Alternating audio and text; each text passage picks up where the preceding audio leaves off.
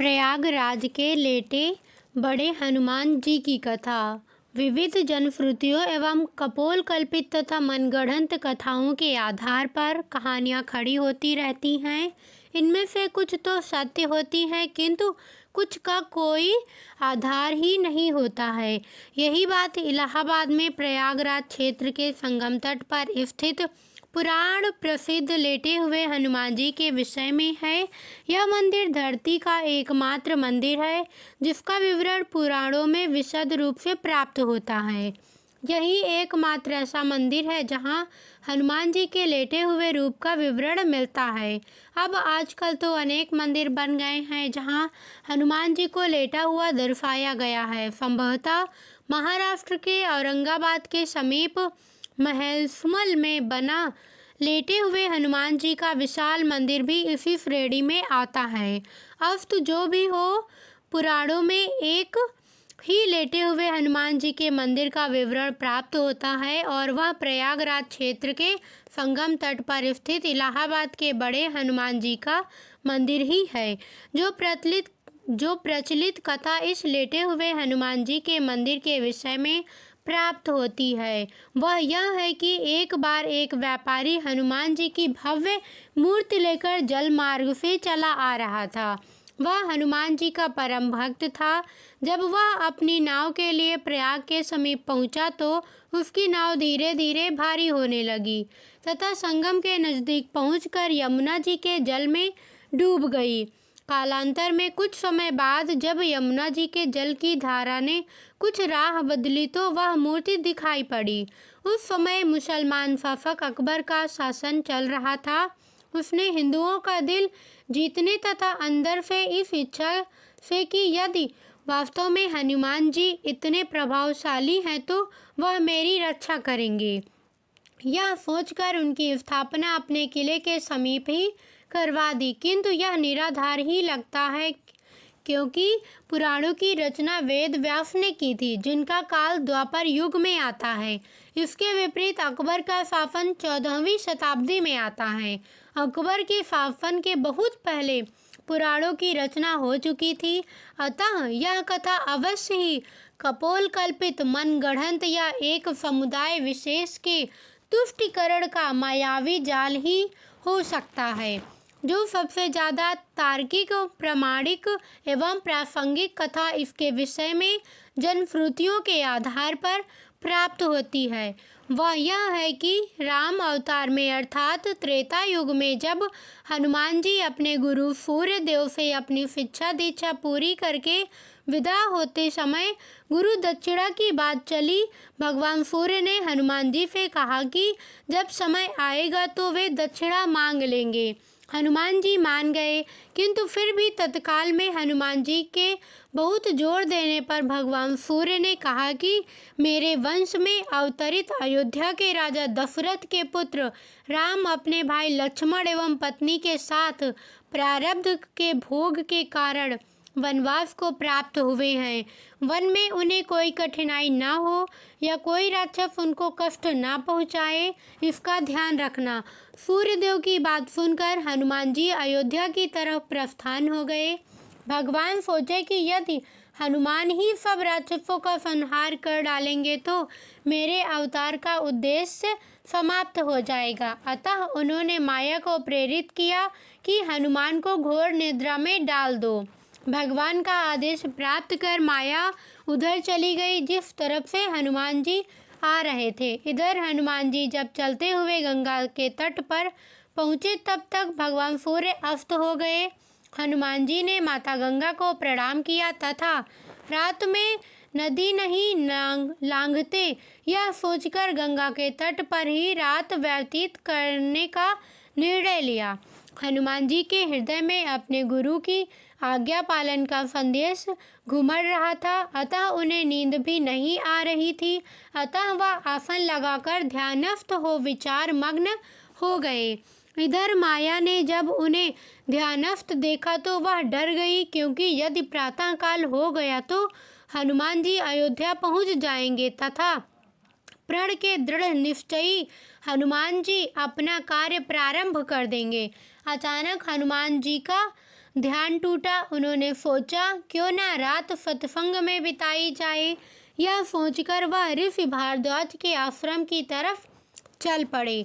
अब माया और भी निराश हो गई। हनुमान जी भारद्वाज ऋषि के आश्रम पहुँचे। वहाँ वेद पुराण का व्याख्यान चल रहा था। हनुमान जी वहीं बैठकर कथा सुनने लगे। कथा में भारद्वाज ऋषि ने बताया कि कल यहाँ पर जगत के स्वामी तथा अयोध्या नरेश दशरथ के पुत्र के रूप में अवतरित भगवान राम गंगा को पार कर पहुँचने वाले हैं। हनुमान जी प्रसन्न हो गए। अभी उन्होंने गंगा पार कर अयोध्या जाने का विचार त्याग दिया तथा वहीं संगम के तट पर ही रहकर भगवान राम की प्रतीक्षा करने का निर्णय लिया। रात्रिकालीन आवश्यक कार्यों को पूरा कर हनुमान जी वहीं संगम के तट पर लेट गए और उन्हें नींद आ गई। इधर माया को अवसर मिला और उसने हनुमान जी को धर दबोचा।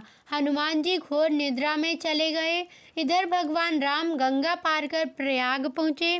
उन्होंने हनुमान जी को सोते हुए देखा तथा उनको यह वरदान दिया कि इस सोए हुए हनुमान की मूर्ति के जो दर्शन करेगा उसे बिना किसी प्रयास के मेरी कृपा प्राप्त होगी। उस व्यक्ति को किसी तरह के भूत प्रेत या धोखा षड्यंत्र आदि का शिकार नहीं होना पड़ेगा। उसके सारे शत्रु स्वतः ही परास्त हो जाएंगे।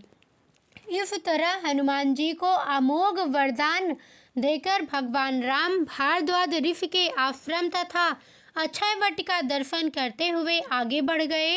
यह वरदान आज अक्षरशः सत्य हो रहा है। इस पुराण प्रसिद्ध सिद्धि हनुमान मंदिर का दर्शन निश्चित ही समस्त बाधा कष्ट अरिष्ट आदि को शांत करता है। इधर प्रातःकाल जब गंगा देवी ने देखा कि एक प्राणी उनकी तरफ ही पांव फैलाकर सो रहा है तो उन्होंने अपने आप को अपमानित महसूस करते हुए हनुमान जी को डुबो दिया। सूर्यदेव ने जब प्रातःकाल अपने शिष्य हनुमान की यह दशा देखी तो उन्होंने गंगा को श्राप दिया कि तुम्हारा हृदय मैला है, जो अज्ञानवश तूने एक सीधे साधे प्राणी को दंड दिया। तेरा सम्मान करते हुए हनुमान ने रात में तुम्हारे ऊपर से होकर गुजरना अच्छा नहीं समझा और तुम दुर्बुद्धि से उसे श्राप दे बैठी। जा, आज से तू प्राणियों के मरे शरीर एवं गंदगी ढोने वाली हो जाओ। गंगा नदी के दूषित होने से संसार के समस्त देव संबंधी एवं शुभ कार्य बाधित होने लगे। तब समस्त देवताओं ने मिलकर भगवान सूर्य देव की पूजा अर्चना की।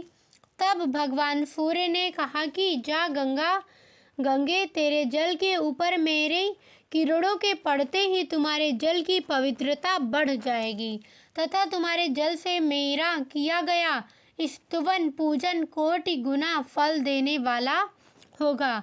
भगवान सूर्य के कहने पर गंगा ने कहा कि हनुमान चतुर्मास व्यतीत होते ही पुनः भगवान राम की सेवा में उपस्थित हो जाएंगे।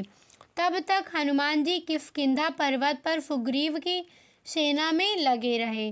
चतुर्मास बीतने पर भगवान राम सीता की खोज करते हुए किष्किंधा पर्वत पर पहुँचे। वहाँ पर उनकी मुलाकात भगवान राम से हुई।